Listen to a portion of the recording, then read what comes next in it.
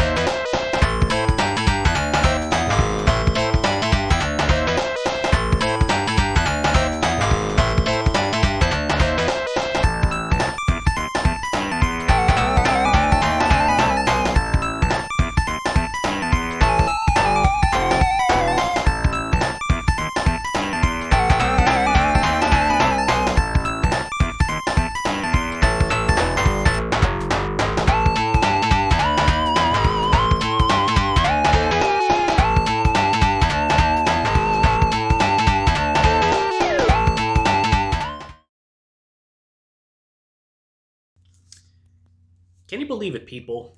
One can of red kidney beans. Inexpensive, but highly filling, just like some good pasta. The only difference with the pasta is that pasta, you don't get any protein with it. This, you do, and you also get a lot of fiber in there. So it's going to be good for what ails you. Well, by which I mean it's always going to be, it'll ease up any digestive problems that you're going to have, other unspeakable stuff, and etc. Probably not the time and the place to do this. I'm sure that if you ever wanted to be in a ghetto mood, you can open up a can of baked beans and just eat through them like you're a real all-American cowboy. But cowboys don't exist anymore. This isn't America. Actually, breaking free from the poncho for today. Yeah. Going back to what I was originally trying to say, I love kidney beans, and I like using them in cooking from time to time. And I wanted to do something else as well. Like I said in my teaser, I want to make a hearty soup, especially for this time of year, and it's bloody cold.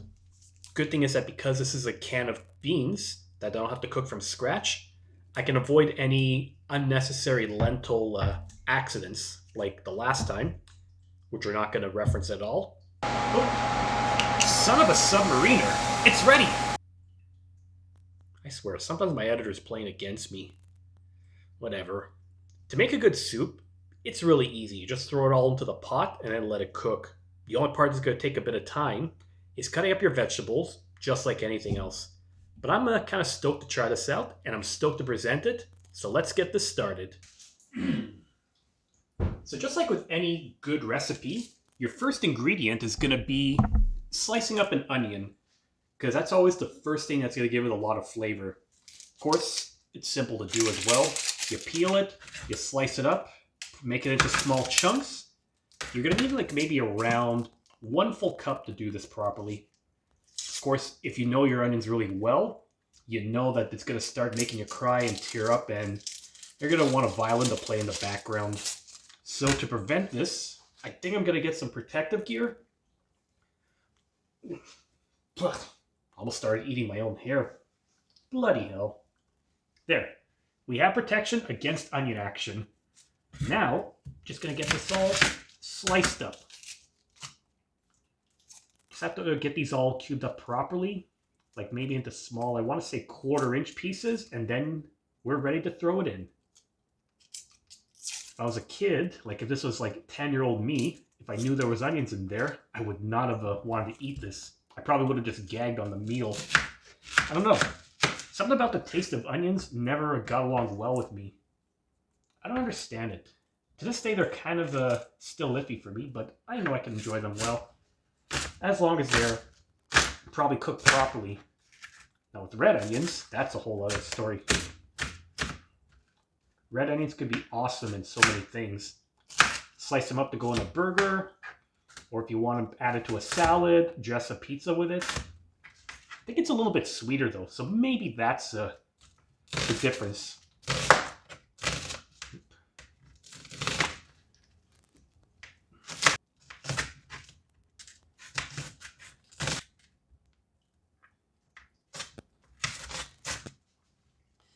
These onions are now ready. So next, we're going to get a giant pot all set up to throw it all in. Take two, actually. You're not going to want to put the onion in just yet, because I realized that you could put the onion, carrot, and celery all together at the same time. So I'm going to save a step for me. Instead of throwing the onion in first and trying to cut this all up while I'm playing against time, hoping nothing burns, I'm just going to do it all in one shot. First, I'm going to be doing slices of celery to add in. And then you would need, well, I just want to add a little bit more. It's funny that most of the recipes I've seen for soups call for like 2 stalks of celery, 2 carrots sliced, but it doesn't make any sense. I always like to eyeball and just add a lot. That's how I remembered my mom was doing this chicken soup a lot, just throwing a whole bunch of vegetables in there. And it's great. It doesn't hurt. It doesn't hurt to put more vegetables in here, honestly. Vegetables are good for you. Puts hair on your chest. I could take my word for it too. In fact, I can even show you it.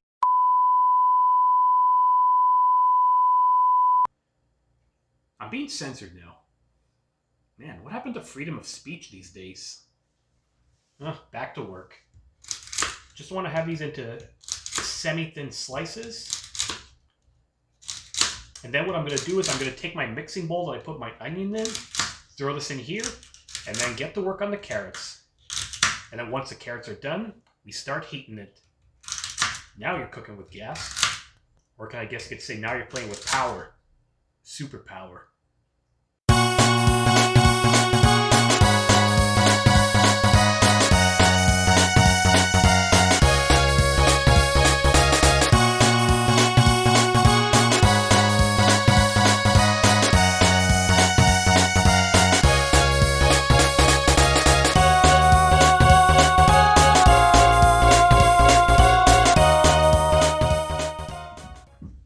Okay, final hunk of celery is added to the mixture. I think I should get this away because I'm going to get high on onion fumes. Or start bawling my eyes out. The next thing to do is take care of these carrots. Obviously, there's going to be a bit of dirty skin on here, so you'll want to peel that properly, of course. And don't worry if I make a mess here because I know I'm going to be composting it later on. Thankfully, it's pickup for this week.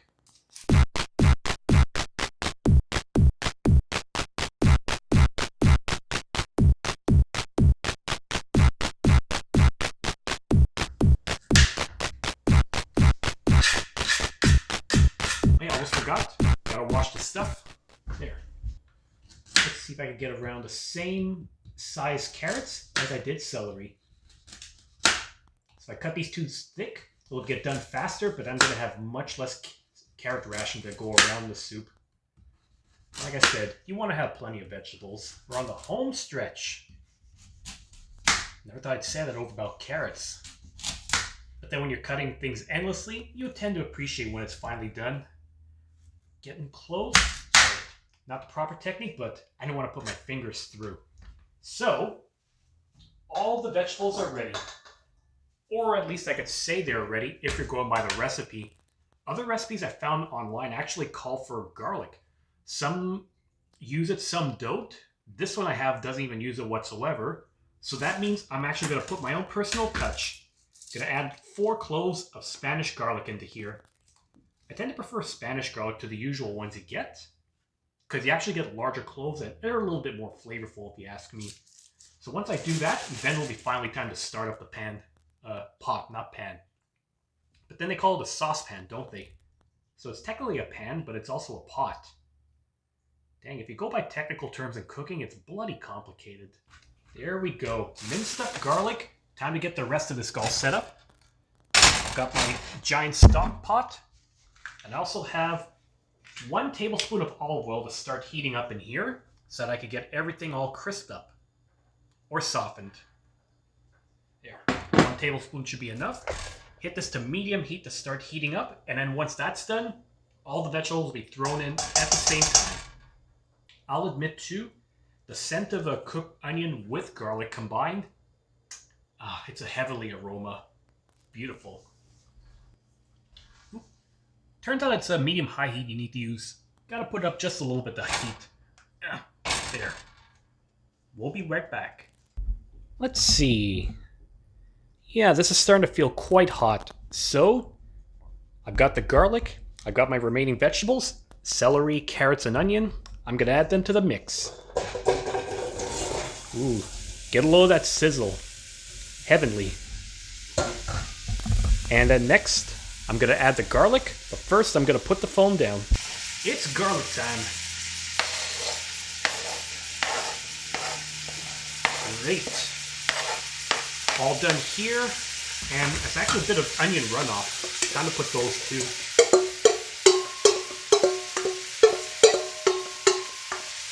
Alright, that's everything.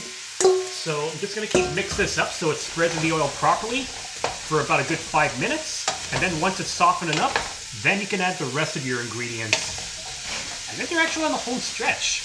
God, these soups are so simple.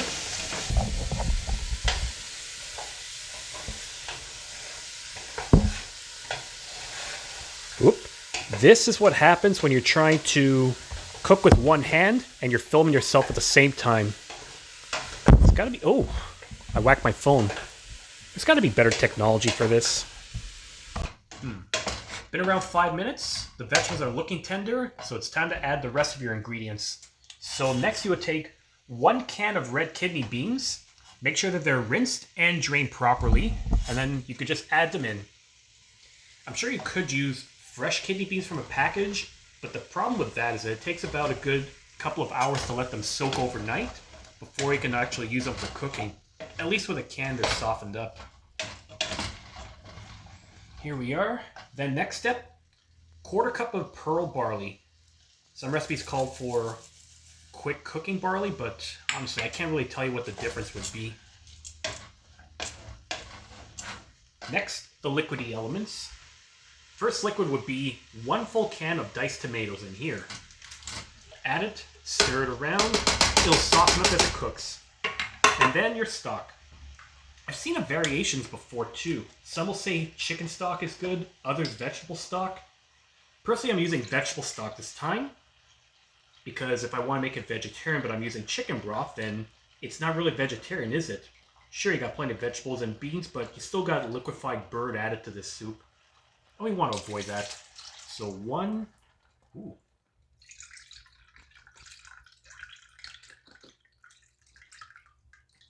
We're on number 2 over here. 2. And as usual too, when you're buying these ingredients, don't worry about the fancy name brands. You can get no-name store brand stuff. It gets the job done. You're not going to taste it when you're cooking this stuff. It's all going to blend in together. So that was 3, and whoop, I need 1 more.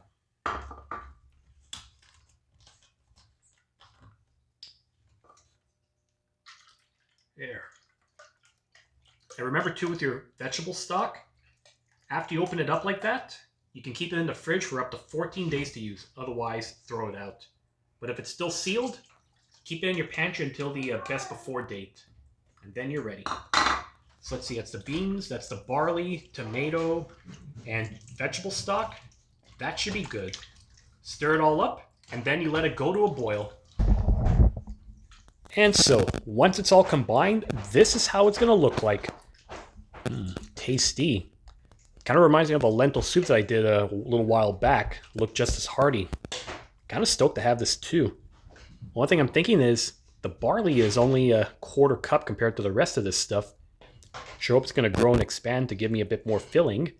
I don't want to add too much more. That's one ingredient I don't want to overdo. So now we'll let this try to get to a boil.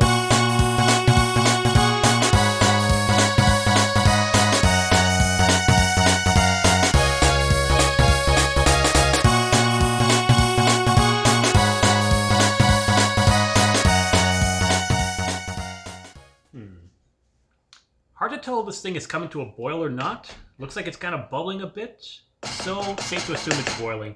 So you can now cut the heat down to about low I'm going to put it to medium-low just in case. Cover it up. And then you can let it cook for 30 minutes or until the barley is tender. So plenty of time to let this get out of the way and cook. I'm going to be stoked. Maybe I should get some other kind of food to fill me up until then. I am getting a bit peckish.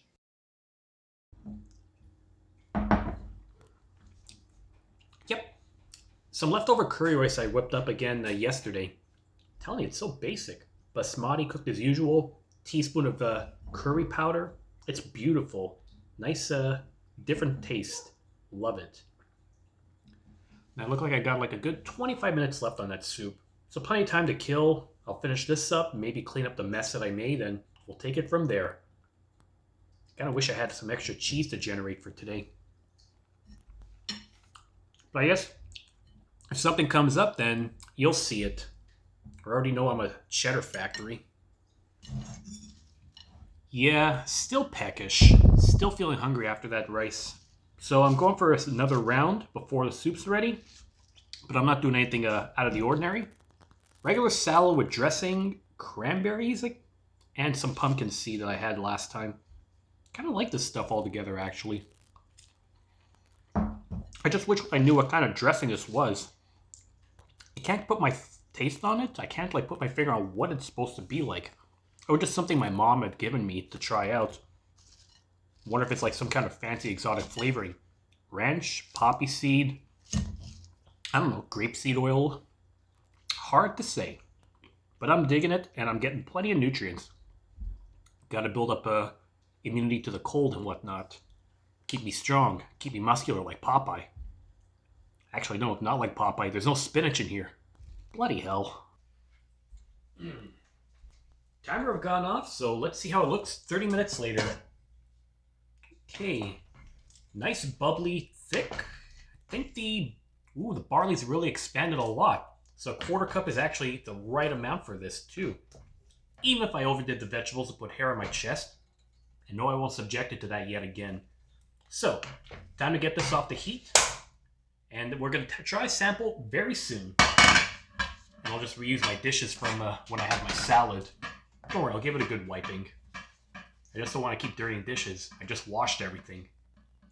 Never ends, does it? One bowl of hearty soup coming right up. Nice barley in here. The beans look like they're well cooked. I'm going to dig in. You're also going to notice, too, that I never put salt and pepper in here. Because everyone has a different sodium intake tolerance. And especially they have a tolerance for pepper and spicy stuff. So you can always let people add their own to it. That way they can savor it and flavor it to their own taste. Now, let's give it a good taste test. Good amount of pepper. Pepper fumes have hit me. I might have to sneeze.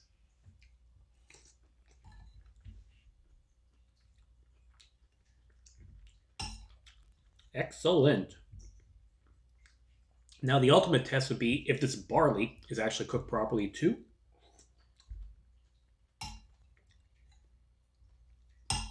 Yep, it's tender. So not bad. Perfect for a day like today.